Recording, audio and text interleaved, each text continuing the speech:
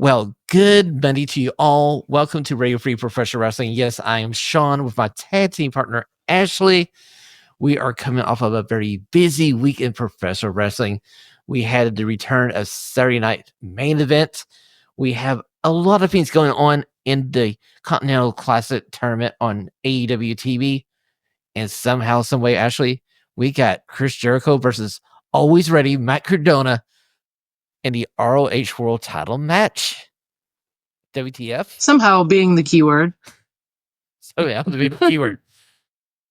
All of this and more on Radio Free Professional Wrestling for December the 16th, 2024. Let's go to the control center.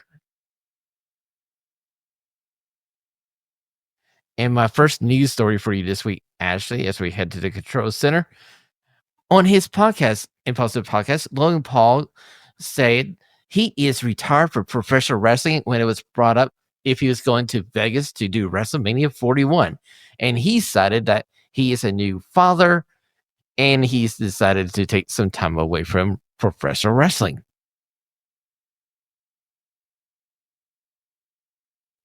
I don't know if he is. I mean, we always kind of see things like this, but it makes a lot of sense. He did just have a baby with his wife, so definitely understandable him wanting to take some time away and spend time with his new family. I'll give Logan Paul this. He's always been smart about when he came back into wrestling. You can't miss him if he doesn't go away for a while. He had a good run there. I mean, like all his matches in the WWE, we have always been very appreciative of his in-ring work. He's one of the best celebrities in professional wrestling. So I've got a feeling if the right thing comes back around, he'll be open to it. Yeah, absolutely. I don't see why not. Like I said, we noted he just had a baby with his wife, so we've seen other wrestlers in much more tenured wrestlers take time away for the same reason, so makes sense. Well, we want to wish the Paul family all the best as we head into the Christmas season and the beginning of 2025. So on to my second news story this week. As Tony Khan has gone on to a podcast and talked about the future of the Continental Classic, as he's saying it's becoming a premier tournament in professional wrestling, and he plans on having it for years to come. Ashlee, this is one of our favorite tournaments every year, and this year is well loaded with the best talent in AEW. So we're both big fans of it. Would you like to see the Continental Classic go away? I want to see them make this a little more prestigious. I want to see it go bigger. I feel like when it was brought about, it was supposed to be Tony Khan's answer to the G1. This year kind of didn't feel like it had a little bit of the fanfare. I feel like that was kind of like the weird botched like naming ceremony they did for all of the competitors where they did it at like 11 o'clock at night, kind of randomly. And I would like a little bit more clarification on the belt itself here, as it's Kazuchika Okada comes in obviously as the champion. They've made references to now him having to win back the belt. Is he a defending champion? Does he have to win back the belt? Kind of just clear up these little things here and there. And we already love the tournament, so just clear up these things, and I feel like you're set. He does compare it to the G1, and if it's going to be like the G1, it needs to be on a large freaking scale, and it needs to be in a month by itself with no other pay-per-views or whatever. It should be the straight Continental Classic that runs your month. And at the end of the month, you have the big blow-off where you have the finals of the Continental Classic. Now, we get the semifinals and the final at World's End.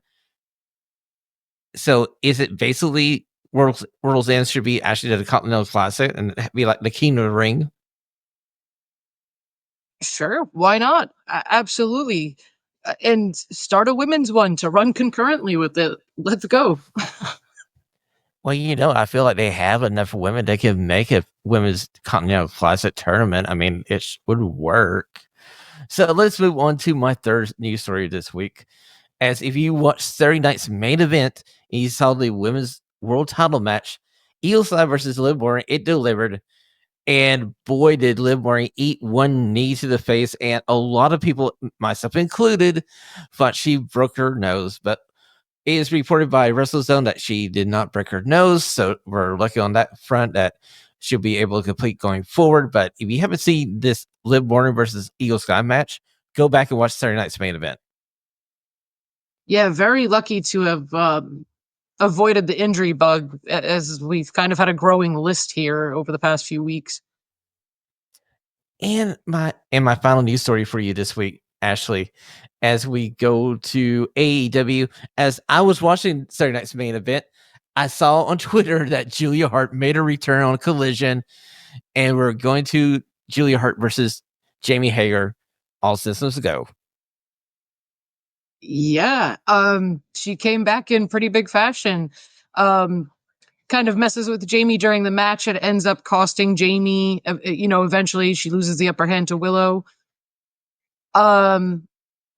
She returns, attacks Jamie after the match, and it's so good to see her back. It's been a while since she's been here.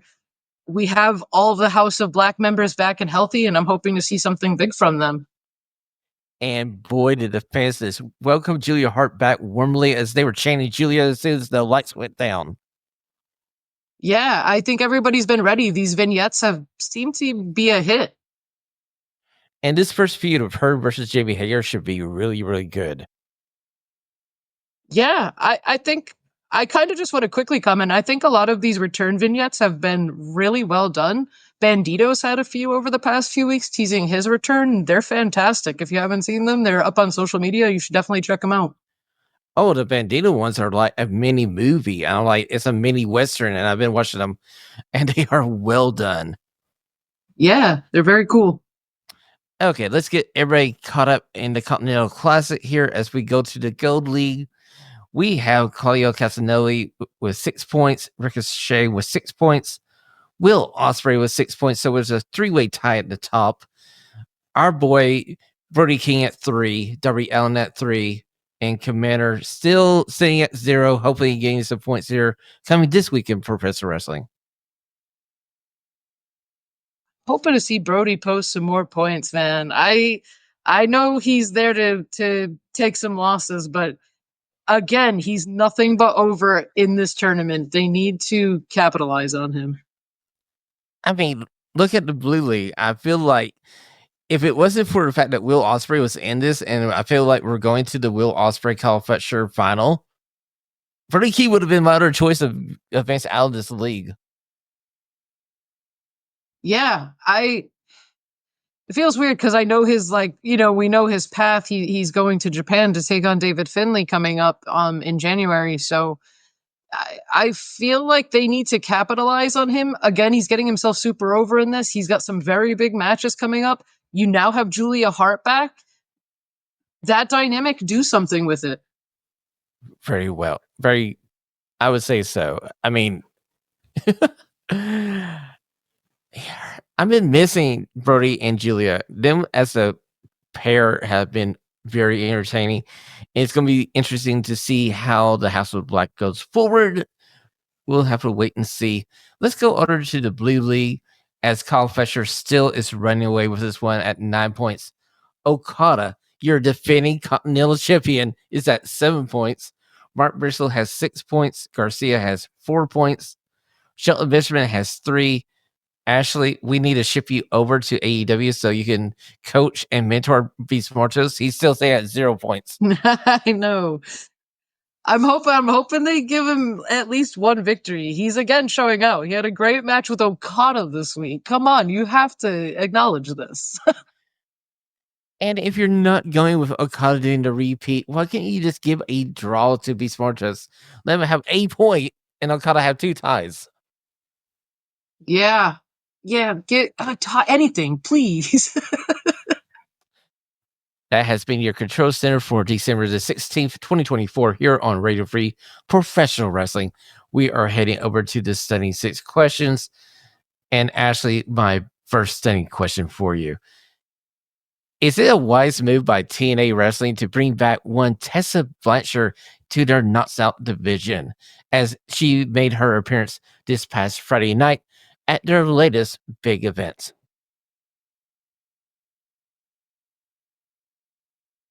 Personally, I don't know. It didn't seem to be a very popular move from what I saw. Um, with with the reasons that Tessa was kind of away, if she's made amends, if she's done what she's needed to do on her end with, the people she's wronged, the people who were upset with her actions and words and things like that, then you kind of have to leave room for forgiveness if the people she has wronged have forgiven her.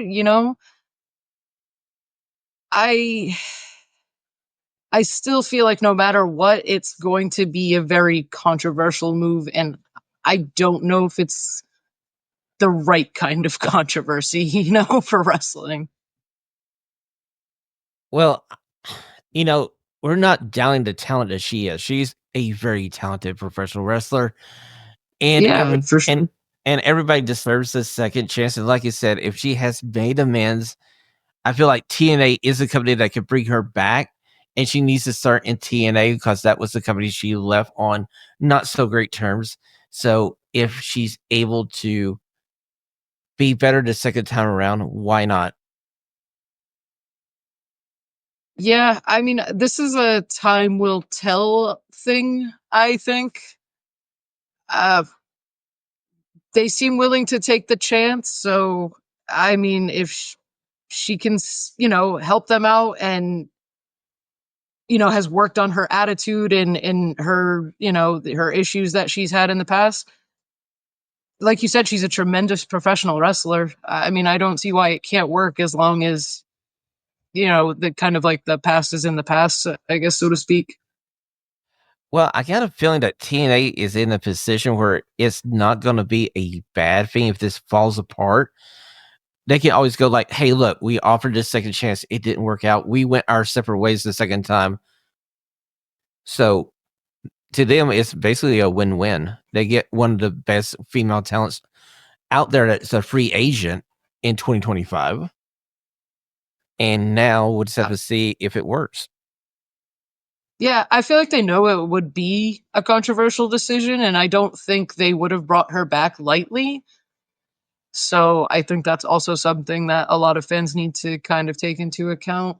Like I said, I don't know how it's going to work out. I don't know how I personally feel about it right now. I just I think you at least have to give them some leeway. They're trying to build this company. It's been through a lot of changes this past year.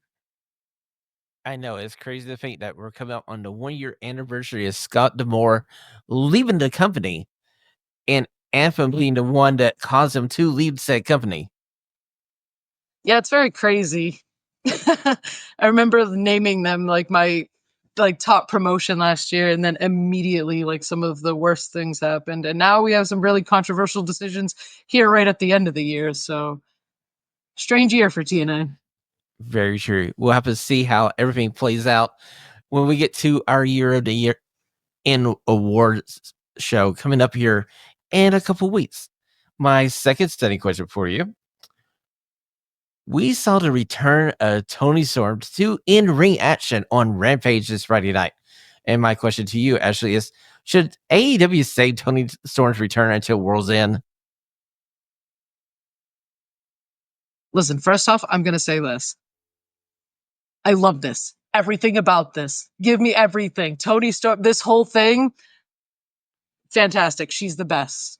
She will be on my best of at the end of the year for sure. Um, as far as bringing her back on Rampage, I I want to say like it would have made more sense to bring her back at World's End, but I feel like they want to build up something to World's End for her. And genuinely, I don't know what is going on with Tony Khan. He knows Rampage is coming to an end. So for the past month, he has booked it the way he should have booked it for its entire run. He has done a very great job booking probably the least watched AEW show across the board. And I would say the past month has probably been the best run of Rampage's entire run. It's been fantastic. And to put these big surprises on a show that he feels like he's just throwing everything at right now, I guess he's just letting it go out with a big bang. No pun intended, but I gotta say, I love Tony Storm coming back with this amnesia gimmick where she doesn't realize that she was timeless and she's totally new to AEW. And I'm just wondering how long they're going to play this off. And maybe this idea of this new character being someone that has amnesia is the reason they didn't wait to have her return at World's End to continue that storyline for Mariah May. I just want to see how she acts to Mariah May now, since she is quote unquote new to All Elite Wrestling. Yeah, I know you said you haven't caught up with Collision yet, but wait till you see her little bit she has on Collision. Well, I did see the clips where she was talking backstage and she tried to say hello to Mark Bristol like she didn't know. And Mark Bristol was like, what the hell is going on here? Okay, we're moving on to my third stunning question for you this week. And we're saying AEW. And I'm going, has AEW dropped the ball with Camille? Did they break her up with Mercedes Moné too soon? Do they realize they have one of the best giants in pro wrestling in Camille? I mean, like the one-time NWA World Champion Camille. I have no clue what is going on with Camille in AEW right now. I do feel like they broke them up too soon. It felt like they didn't even get started before they got broken up. I'm not exactly sure why she hasn't really wrestled outside of kind of having match. She's worn a sling on TV. I don't know if that's a kayfabe thing or if maybe she is legit injured and that's slowing her down as far as in-ring appearances. But she was brought in, kind of built up to be this big badass, and they've made her kind of look a little goofy over the past few weeks and then kind of had Monet kick her to the curb. So I don't know what the plan is for her going forward after making her look this way with seemingly no revenge yet in sight and no real pushback from Camille. That's what I'm getting at, because I was thinking, okay, they're breaking them up. So eventually Camille is the babyface going after Mercedes Moné for revenge.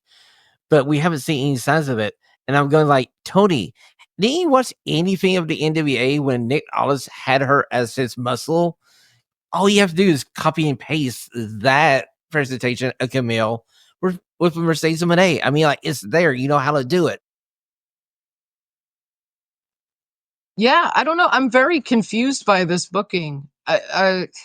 Unless they do have the plan to move her to face Monet after Statlander, it seems like we might get a Monet Statlander 2 after this past weekend.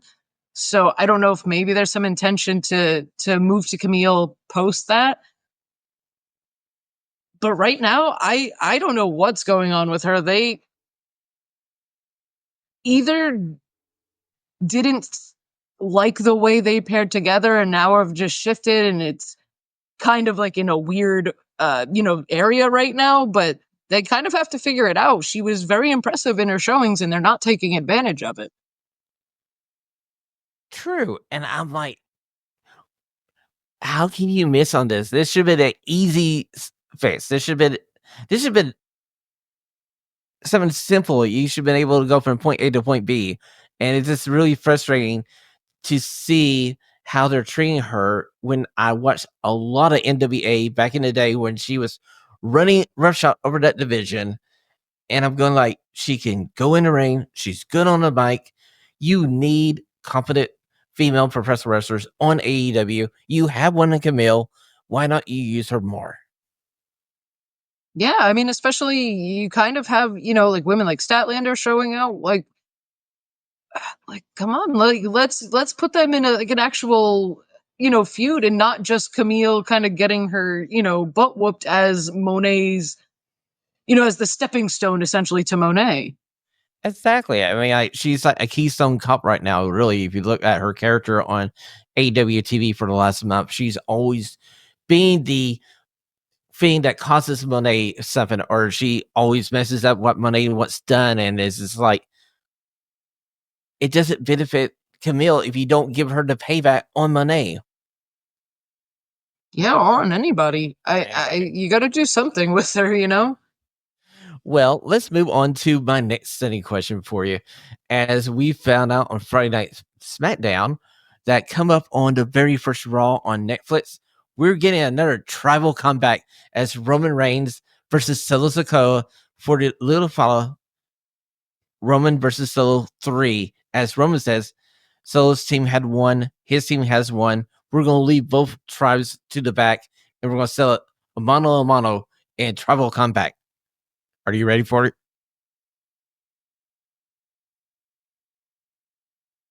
I am ready. I I think the win is going to go to Roman.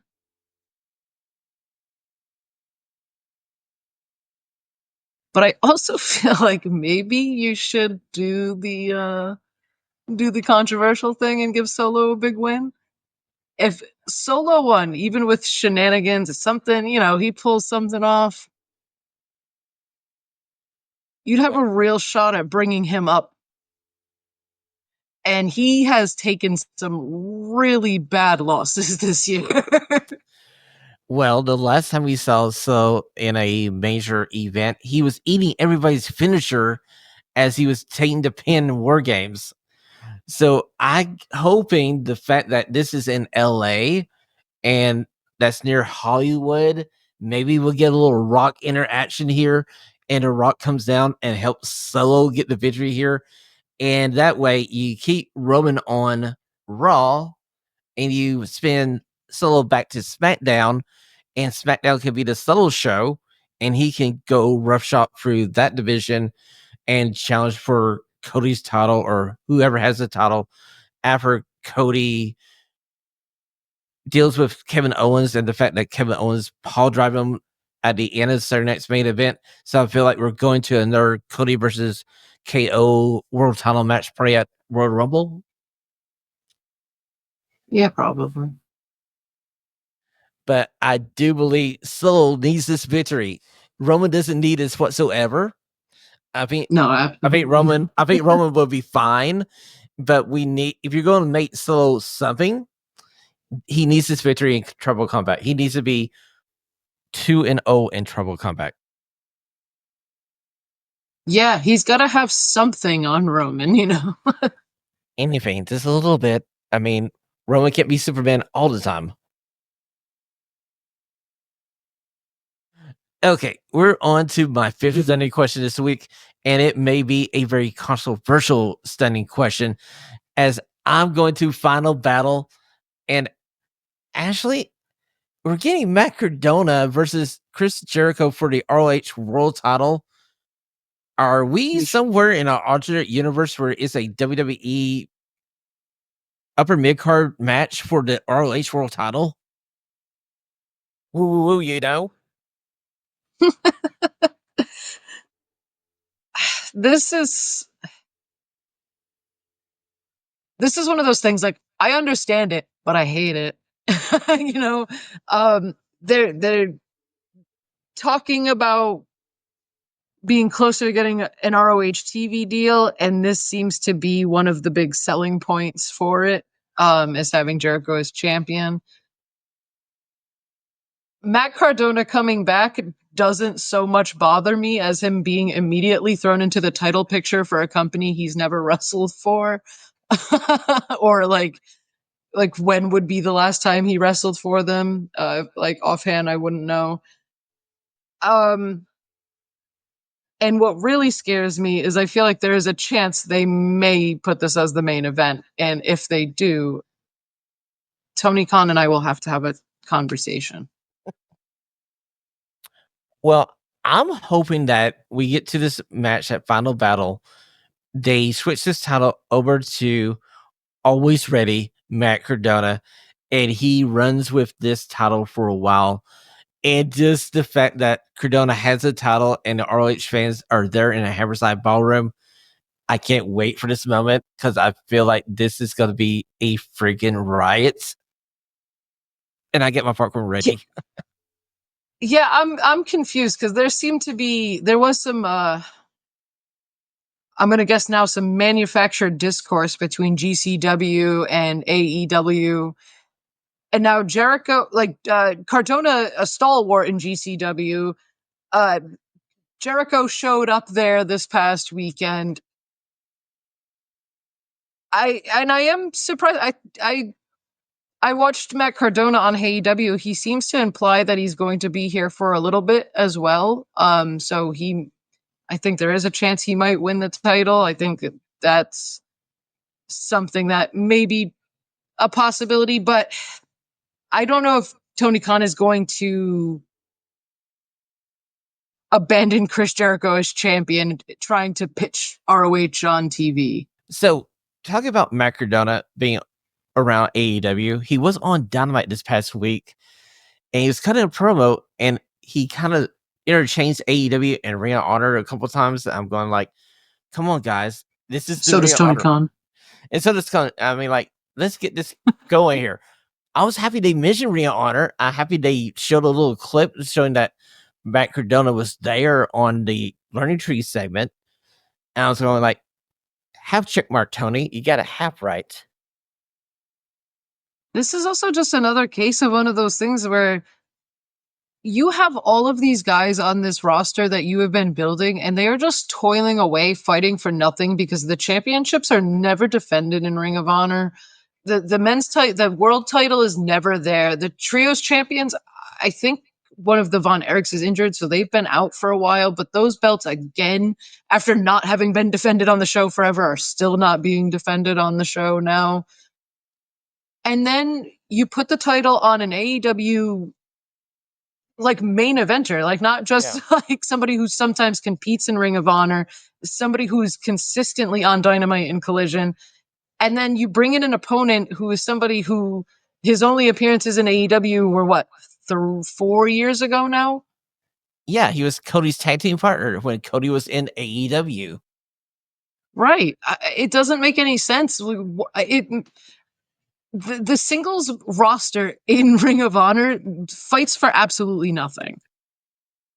Exactly. They're just there to have matches so they can film stuff for Honor Club. And that's the only reason they have the show. But it shouldn't be right. You got to hope they want to fight in the pure division and take on Lee Moriarty because it's really the only belt.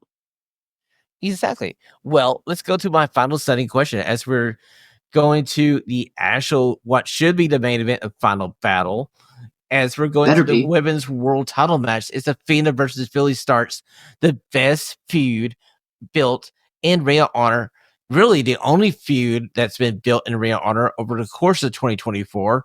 And if this is not the main event, everyone in a Hammerside ballroom should riot.